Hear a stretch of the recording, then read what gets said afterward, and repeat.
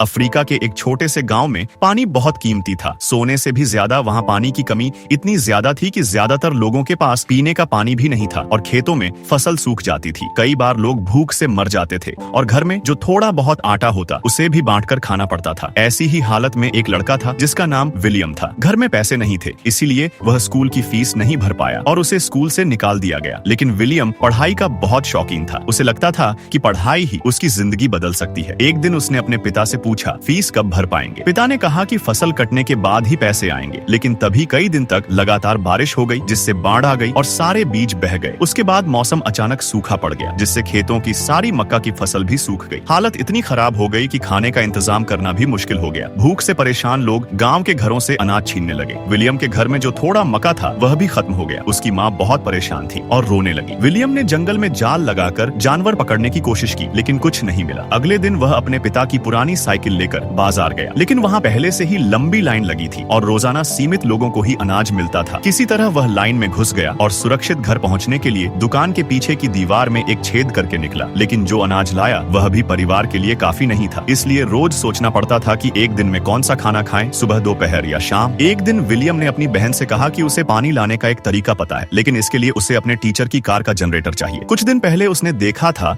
कि उसका टीचर उसकी बहन से मिल रहा है, जिससे वह नाराज हो गया था। उसने तय किया कि टीचर से बदला लेगा। लेकिन जब वह और उसका दोस्त टीचर की कार खोलने लगे तो उसने देखा कि जैसे ही पहिया घूमता है कार की लाइट जलने लगती है। यह देखकर उसे एक आइडिया आया, अगर बिजली बना ली जाए तो उससे पानी के पंप चला सकते हैं और जमीन में पानी पहुंचा सकते हैं। उसने टीचर से इस मशीन के बारे में पूछा। टीचर ने बताया कि यह एक डीसी जनरेटर है, लेकिन विलियम के पास अब स्कूल का लाइब्रेरी कार्ड नहीं था, इसलिए वह किताबें नहीं पढ़ सकता था। उसने टीचर को मजबूर किया कि वह उसे लाइब्रेरी में जाने दे। वहाँ उसे बिजली बनाने के तरीकों पर एक किताब मिली। उसने कबाड़ से सामान जुटाना शुरू किया और जनरेटर बनाने की कोशिश की, लेकिन बड़ा जनरेटर बनाने के लिए उसे अपने घर की एकमात्र साइकिल चाहिए थी। जब उसने यह बात अपने पिता से कही तो पिता बहुत गुस्सा हो गए और उसके बनाए छोटे जनरेटर को तोड़ दिया। विलियम ने हार नहीं मानी और अपने दोस्तों की मदद से फिर कोशिश की, लेकिन पिता मानने को तैयार नहीं थे। आखिरकार उसकी माँ ने पिता को समझाया कि अगर कुछ नहीं किया तो हालात और बिगड़ जाएंगे। पिता ने साइकिल दे दी और गाँव के लोग भी मदद करने लगे। सबने मिलकर लकड़ी का ढांचा बनाया, पंखे जैसी पंखुड़ियां लगाई और जनरेटर को कुएं के पास रखा गया और एक पाइप कुएं में उतारा गया। इसके बाद तैयार पंखे के ब्लेड को सहारे पर लटकाकर जनरेटर के तारों से जोड़ा गया। कुछ समय बाद पानी निकालने की मशीन चल पड़ी और खेतों में सिंचाई शुरू हो गई। कई सालों बाद पानी को देखकर सबकी आंखों में खुशी के आंसू आ गए। यह कहानी हमें यह भी बताती है कि ज्ञान भाग्य बदल सकता है। ज्यादा पढ़कर ही अपने परिवारों की बेहतर देखभाल कर सकते हैं।